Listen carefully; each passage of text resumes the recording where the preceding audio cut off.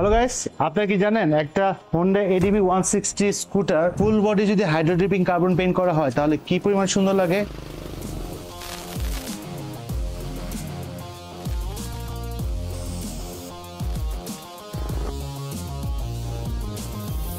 Welcome to Tanvir trek. আজকে আমি আমার ফ্রেন্ডকে নিয়ে যাচ্ছি বিডি মোটর শপে। তার এই নতুন বাইকটাকে সে কার্বন ফাইবার কালার করবে।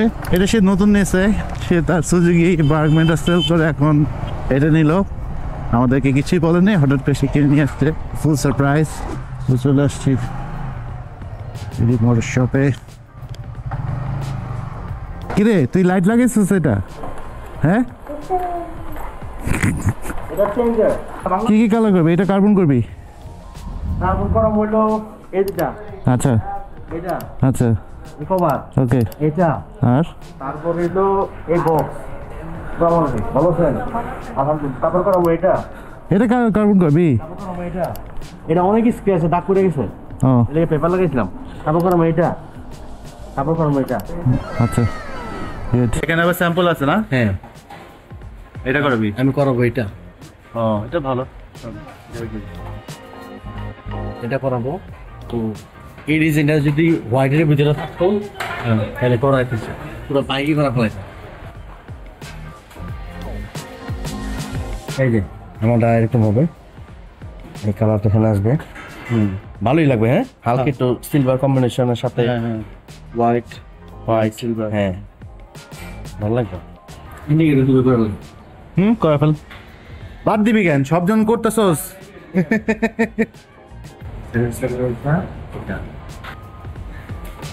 এর সাথে এটা আগে ছিল এই দুইটা, এই পাঁচটা এক্সট্রা।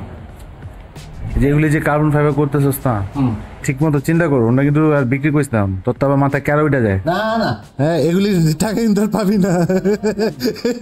কাজ শেষ, সেখানে বুঝাই দিছি। এই যে স্টিকার গুলো দেখতেছেন, এগুলি সব কয়টা কার্বন ফাইবার হবে, কালারিং হবে। কেমন লাগতেছে নতুন বাইক? এক সপ্তাহ মনে ঠিক মতো চালাস তাই কয়দিন দিয়ে এসে বললাম এক সপ্তাহ সময় লাগবে, এক সপ্তাহ পর এর আগে হয়ে গেলে বলছে ফোন করে জানাবে। সো আজকে তৃতীয় চতুর্থ দিন হবে, বাট আমরা যাচ্ছি এমনি চেক করতে কতটুকু কাজ ওরা করলো, ঠিক মতো করতেছে কিনা, জাস্ট এটা একটু দেখতে যাচ্ছি। সো ওই দিন আমরা ওখানে যাওয়ার পর কিছুটা হতাশ হই, এবং এই হতাশার কারণগুলো আপনাদের সাথে আমি ভিডিও শেষে শেয়ার করব। সো এনিওয়েজ, আমরা বাইকের ফাইনাল আউটপুটটার জন্য খুবই এক্সাইটেড ছিলাম যে এটার আউটলুকটা কেমন আসবে। সো আজকে ডেলিভারি ডে, সো আজকে আমরা বাইকটা ডেলিভারি নিতে যাচ্ছি। সো এডিবি ডেলিভারি নিয়ে নিলাম। এখন এটা রিভিউটা বাইরে যা করবো, একটা জায়গা খালি স্পেসে যেখানে সাউন্ড অন থাকবে না। It's looking good.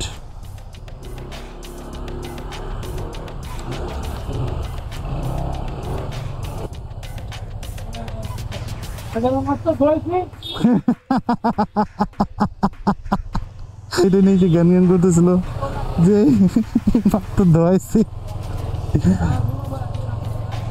মানুষ বাদ হয়ে গেল, পুরাই বাদ, 150 টাকা ওয়েস্টেজ। হ্যালো বন্ধু, সালাম আলাইকুম। বিডি মোটরশপ থেকে হাইড্রো ডিপিং করে নিয়ে আসলাম।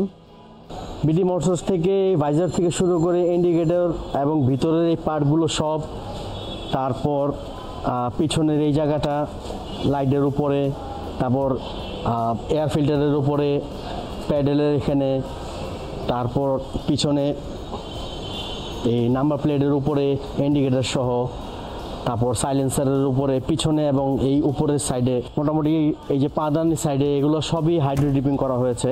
আমি আসলে কোথাও কোনো জায়গায় বাকি রাখি নাই, তো চিন্তা করছিলাম যে আর কিছু করা যায় নাকি, পরে দেখলাম যে না, বেশি করলে আসলে জিনিসটা খারাপ দেখা যাবে। তো বিডি মোটর শপের যে ওনার ছিল তার কাছে আমি একটা রিকোয়েস্ট করেছিলাম যে ভাই, আমার এই স্কুটারটা যেহেতু নতুন, আপনি চেষ্টা করবেন যাতে কোনো ক্লিপগুলো যাতে না ভাঙে। অ্যাকচুয়ালি ওনারা যখন খুলেছে এবং এটা ফিটিংস করেছে, সামনে একটা ক্লিপ এদিকে ভেঙে ফেলেছে ওনারা। এই যে এই জায়গার ফিনিশিংটা ভালো, আর এই জায়গার ফিনিশিংটা দেখেন, এইটাই যে পুরো ফাঁকা হয়ে আছে, এখানকার ক্লিপ ভেঙে ফেলছে ওনারা, এখানকার ক্লিপটা ওনারা ভেঙে ফেলছে, যার কারণে ঠিক মতো জিনিসটা আটকায় না, এই গ্যাপ হয়ে থাকে। এই জন্য জোরে চাপ দিতে হয়, চাপ দিলে যে এই জায়গায় একটা গ্যাপ থেকে যায়। তা আসলে ওনাদের খোলা এবং ফিটিংসের বিষয়ে আমি মনে করি যে একজন ভালো অভিজ্ঞ মিস্ত্রি থাকা দরকার। তাকে আমি বলেছি যে ভাই আপনার প্রাইস যেটা আমি সেটাই দিয়ে দিব, আমার কোনো ডিসকাউন্ট দেওয়ার দরকার নেই, বাট খোলা এবং ফিটিংসের সময় কোথাও যাতে ঘষা না লাগে, জিনিসগুলো ঠিকভাবে বাবল র্যাপ করে রাখবেন, তারপর কোথাও যাতে ক্লিপ না ভাঙে। তো ওনারা আসলে এই জিনিসগুলো মেনটেন করে নাই। আমরা দ্বিতীয় দিন যখন গিয়েছি এটা দেখার জন্য, যে দেখি পুরো ফ্লোরে ছড়ায় ছিটে আছে, যেভাবে ভাঙারির মালগুলো বিক্রি করা হয় ঠিক ভাঙারির মালের মতন পুরা স্কুটারের জিনিসপত্র ছড়ায় ছিটায় রাখছে। তা আসলে জিনিসটা দেখে আমার কাছে খুব খারাপ লাগছে যে তাদের এত সুন্দর একটা সুনামধন্য কোম্পানি, ওই জায়গায় যদি তারা এরকম ছড়ায় ছিটায় রাখে, কোনো জিনিস যত্ন না রাখে, এটা তো আসলে দুঃখজনক বিষয়। শখের জিনিস দেখি সবাই মডিফাই করে। আমার মূলত এই হাইড্রো ডিপিংয়ে খরচ গিয়েছে অলমোস্ট প্রায় 42-44 হাজার টাকার মতো। মোটামুটি ওনাদের কাজগুলা আমার কাছে খুবই ভালো লাগছে, উনি কাজগুলো করেছে খুব সুন্দর। আর হাইড্রো ডিপিংয়ের পাশাপাশি আমি সিরামিক কোটিংও করেছি। যদিও আমার স্কুটারটা এটা matt white, but ceramic coating করার কারণে কিছুটা হালকা একটু গ্লেজ চলে আসছে, তারপর ম্যাটি ভাব আছে, গ্লোসি ম্যাট টাইপের। আমি মনে করি আপনারা যারা হাইড্রো ডিপিং করাবেন, আপনারা বিডি মোটরস থেকে করান। তাদের কাজ ভালো, কাজ খারাপ করে নাই, কাজ সবই সুন্দরভাবে করছে তারা। এবং আমি যেভাবে যে জায়গায় যেরকম চেয়েছিলাম ঠিক ওইভাবেই তারা সুন্দর করে করেছে। তো আপনারা কাজ করালে বিডি মোটরস থেকেই করাতে পারেন। Thank you. তো গাইস, এটাই ছিল এই হাইড্রো ডিপিং পেইন্টের মডিফিকেশনের টোটাল ব্লগটা। আপনাদের কাছে কেমন লাগছে এই হাইড্রো ডিপিং পেইন্টটা কমেন্টে জানাবেন। আর একটা জিনিস বলে দেই, এই ব্লগটা অনেক আগে দেওয়ার কথা ছিল, বাট ব্যস্ততার কারণে আজকে গরম করবো বলে করা হয় নাই। এর মধ্যে অনেকগুলো ভিডিও দিচ্ছি, যে প্রজেকশন হেডলাইট ওটা আছে, এটা আমি লিঙ্কে দিয়ে দিব, চেক করে দেখবেন। তারপরে মডিফিকেশনের গুড অ্যান্ড ব্যাড সব কিছুই বলছি। আর আমি পার্সোনালি একটা বলতে চাই, বাইকটা ওর হলো এটা একটা ভিডিও, এটা নিয়ে আমি অনেক ঘোরাফেরা করি। আমি এটা নিয়ে যেখানেই যাই, মানুষ আর কিছু না হোক এসে জিজ্ঞেস করে, ভাই এটা কোথায় করছেন, কার্বন পেইন্টটা কোথা থেকে করছেন, এটা কি স্টিকার না অরিজিনাল কার্বন পেইন্ট, সবাই আমাকে জিজ্ঞেস করে। জিনিসটা যদিও এক্সপেন্সিভ, বাট রিয়েলি এটা আপনার স্কুটার থেকে অন্যান্য স্কুটার থেকে করলে আমাদের পেয়েছেন। তোমার কথা মাঝখানে আমি আরেকটা কথা বলি, সেটা হলো অনেকে হয়তো চিন্তা করতে পারেন যে আমার হয়তো অনেক টাকা পয়সা হয়ে গেছে দেখে আমি এতগুলো টাকা খরচ করেছি।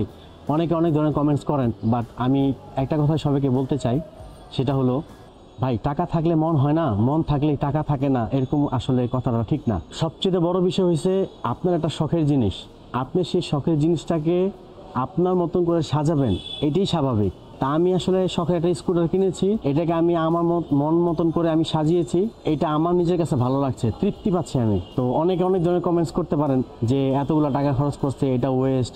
অনেকে আবার Hyundai DB community of Bangladesh, আমি কিছু পিকচার আপলোড দিয়েছিলাম, সেখানে অনেকে লিখেছেন যে বউ স্বর্ণ বিক্রি করে, মানে এইটা সেটা অনেক কিছু অনেক নেগেটিভ কমেন্ট করেছেন। আসলে এটা ঠিক না, এটা আসলে ঠিক না, মানুষকে ছোট করে বলা আসলে ঠিক না।